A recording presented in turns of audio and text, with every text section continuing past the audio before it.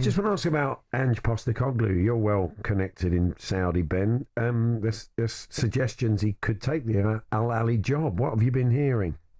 Yeah, I think Ange Postecoglou, who's worked in many different places, would be keen on Al Ahly. They're the AFC Champions League champions.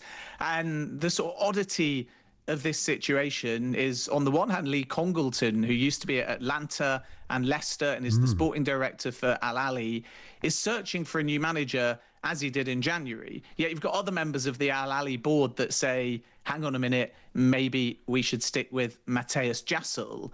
And now you have this internal politics. So there's outreach to Postecoglou. He's one of two leading candidates along with Xavi. I think if he's offered the job, he will genuinely give it serious consideration and be back in work relatively quickly. But the wild card in all of this are the Al Ahly fans, who are not saying we want Postecoglou or Xavi, are backing Jassel because he has just won them a major bit of silverware. And when in January Jassel was basically sacked, at least verbally, the Al Ahly fans in their thousands protested at the stadium. They asked for Lee Congleton and the former Chelsea executive Ron Gourley to both be removed. And the Al Ahly board got nervous and changed their mind. So this isn't just about, is Postecoglou going to take the job? It's also whether Jassel is actually going to leave. And we might actually find at the opposite extreme, it gets very far, as it did with Max Allegri in January, with Postecoglou, only for the Al Ahly fans to protest again. And Jassel could easily be offered a new contract as well. So it's one to watch, but just because they're advancing on Postecoglou doesn't mean we won't get a twist where once again, like in January, Jassel ends up staying. Yeah. It strikes me this tournament's much more important for the Saudi Arabian teams and the South American teams than it is for the European teams. To me, the only really interesting thing about it is the money. It's so much. The prize money is absolutely ridiculous. And I just had this feeling. I mean, I love football, but I was just watching those players yesterday in that boiling conditions. I was thinking, do these players from Europe, do they need this at the end of a long season? And the answer is they don't really. No, they need the money, the clubs, but the players need the holiday. Absolutely correct. And that's why I think it will take some time for the tournament to really set on fire. Maybe when we get to the round of 16 or the quarterfinals, Chelsea, for example, if everything goes according to paper, will in their quarterfinal face whoever is second in that PSG Atleti group, if that team, again, continues to progress. So you're going to get another big fixture, knockout football, where the money starts to kind of double between each round. Chelsea, PSG, Chelsea, Atletico, depending on how that group pans out, assuming Chelsea even win their group. And then I think we're really going to see the intensity. What will be interesting this evening or this afternoon local time here in America, because it's 3:00 kickoff, is how strong Enzo Maresca goes, because Chelsea haven't used their 35-man allocation, which would suggest not a massive amount of rotation. And yesterday when I spoke to Enzo Maresca, he said this is the Chelsea first team from last season, minus the injured Wesley Fofana and Jadon Sancho. The loanees, other than Andre Santos, are not part of the squad. The new signings, other than Liam Delap, might not get that many minutes like they would in pre-season. For example, Delap could start ahead of Jackson, but Mamadou Sarr probably only seen as a squad player. So I do think Chelsea are taking it seriously from game one. And the reason for that is because in this group stage, every single win is $2 million US. So if you win, as opposed to rotate, draw a game, have a 0-0 like we've seen so far with Porto Palmeiras. The difference is potentially getting 0 if you lose a game, $1 million if you draw a game, or all $6 million if you win the 3. And that $6 million can, of course, be invested into the market. So I think Enzo Maresca's first 11 will be a very clear indication that Chelsea are taking the Club World Cup very seriously. But from the player side, is that knock-on effect going to be fatigue when the Premier League season starts? I think they just want to go out after that stage because they get $6 million for the first stage if they win. They get $7.5 million for making the last 16. Go out there and have 3-4 weeks holiday. Fine. Yeah, that's you'd be happy with that. I'd be delighted. Florian Wirtz, we've got news, I think, of his medical, haven't we? Because we've not had a confirmation of that deal. So where are we at with that, Ben?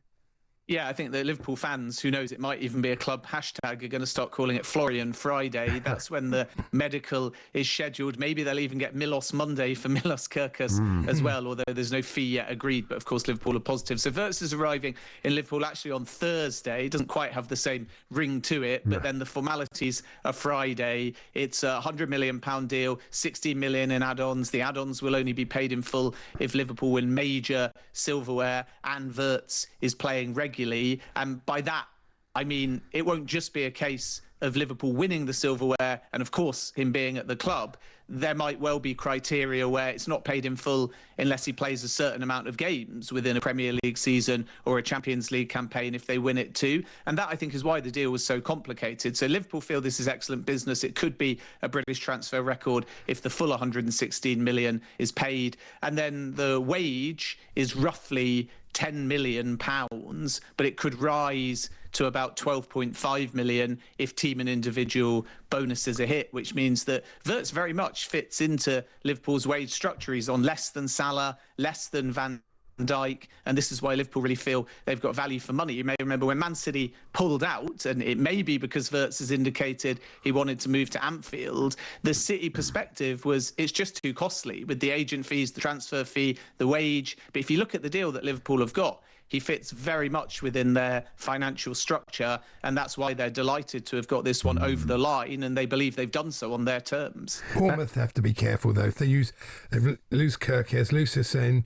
Semenyo is a lot of clubs looking at him. You know, in the end, the manager's going to think, what am I doing here? Well, there's been stories that Iraola's not going to sign an extension on his contract yet. He probably wants to see how much of his squad gets decimated. So you can understand the frustration of a coach who's had a decent season and put a good team together and then sees it. I mean, you'd expect to lose one player, but three might be pushing it a bit, Ben.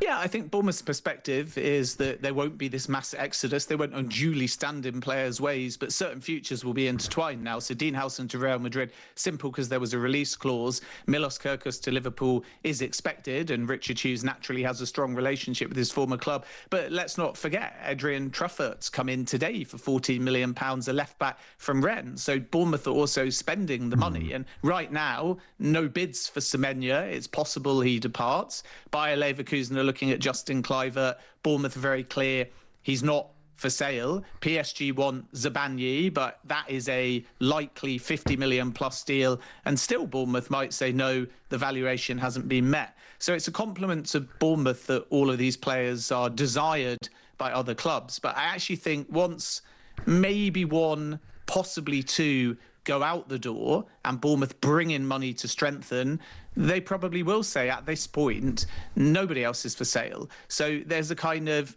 Brentford-style situation, I think, as with Mbeumo and Visser, where if Mbeumo goes to Manchester United, and of course we hear links with Tottenham as well, then I don't think Brentford will sanction anything at any money for Visser. It's just a personal opinion, but we'll see how it develops. And I think it's the same with Bournemouth, that if Semenyo goes, it'll be more than the money they received for Dom Solanke, a club record number. And then from there, it kind of shuts the door on the others to make sure, as you rightly say, that Andoni Iraola keeps the core squad so he can build on that record Premier League points tally that Bournemouth were able to get last season. Yeah. Enjoy the game tonight, Ben. Thanks very much.